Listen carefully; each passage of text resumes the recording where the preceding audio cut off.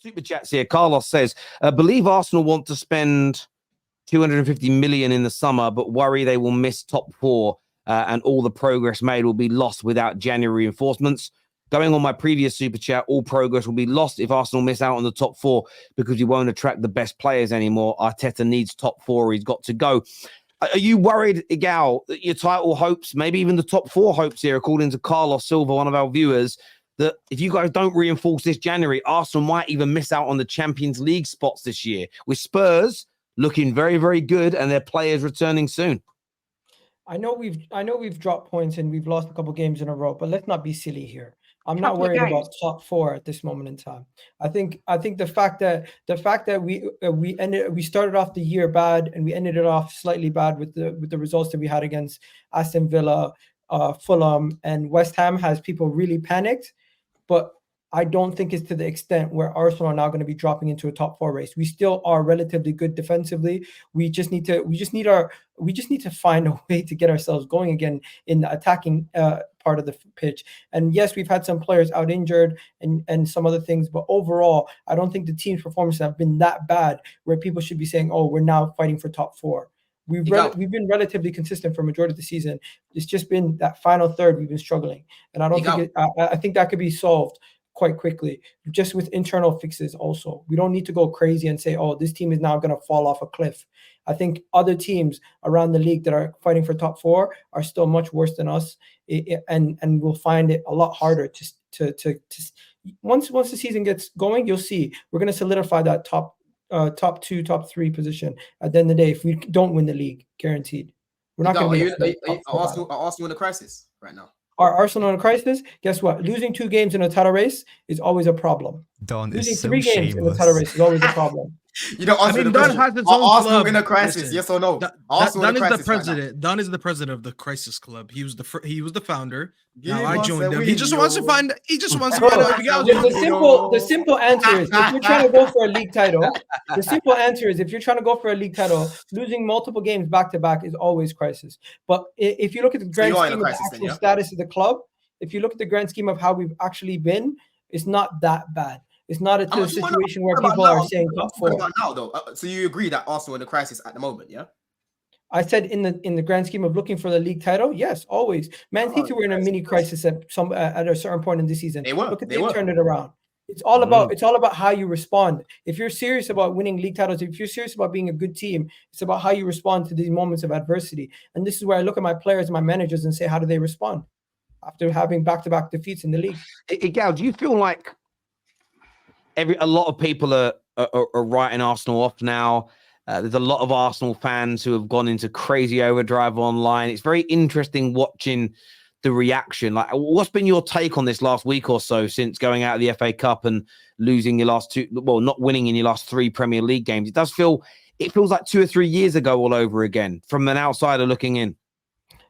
Terry, what do you expect? When Arsenal drop points consecutive games, you're going to have people throw their toys out the pram because they didn't believe we could ever win in the league in the first place. That's the reality. Then you have rivals who also don't believe this team can get over the line until we've actually physically done it. Unless we go and have a Liverpool type season where we blitz the league and we're first for the whole season and actually get over the line, a lot of people will never believe in this team or the manager. Yes, we were getting through it, but was it? People were always saying to us, was it sustainable? We know we have certain deficiencies in the team, but because we had such a good season last year, we had a lot of fans like myself have faith that we would keep it going.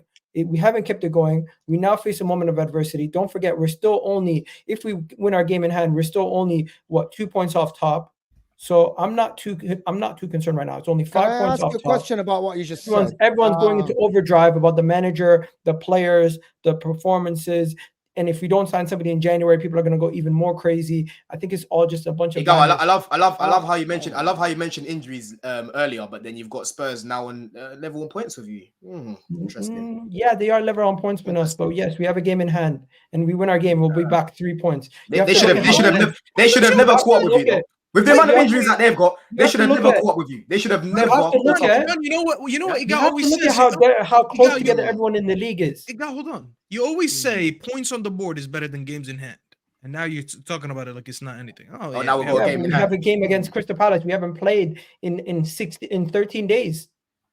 From what I remember, it got when they got all those injuries, it was like, yeah, we're about to see the old Spurs back. These men are done that. They're done now. Do you know what I'm saying? But now they're sitting there on 40 points with you, my bro. Yeah, but I'm not here to talk about Spurs. I'm here to talk about Arsenal. Let me ask you a question. I'm talking about your position. I'm talking about top 4 right now. Forget top 4. Igal, do you see signs? Do you see signs of Arsenal overturning what is happening now?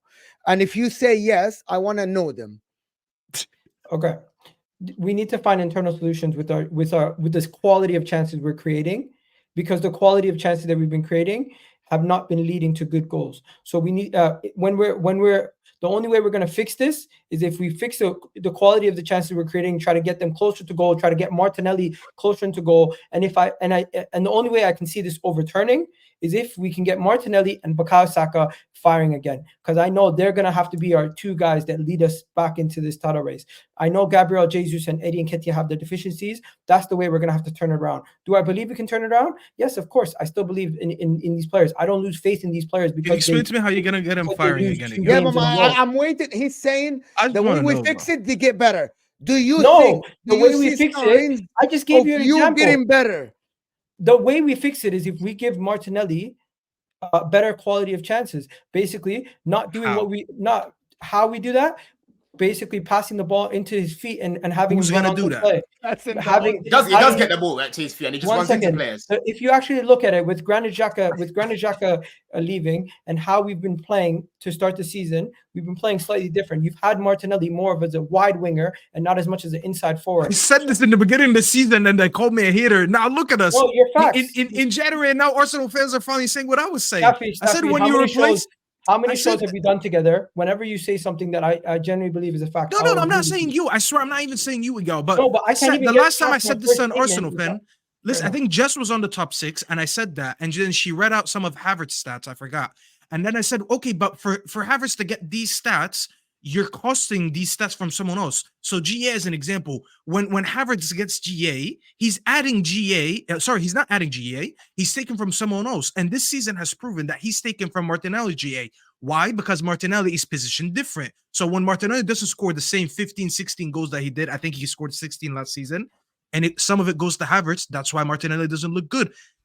When Mo one time showed, remember Mo, he showed me that graph of the progressive stats between Havertz and Xhaka.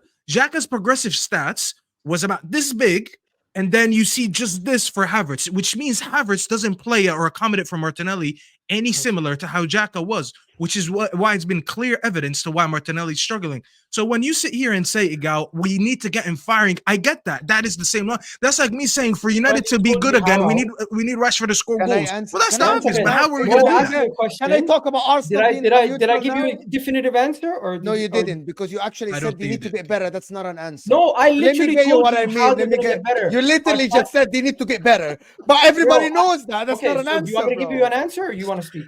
Let it go on, please.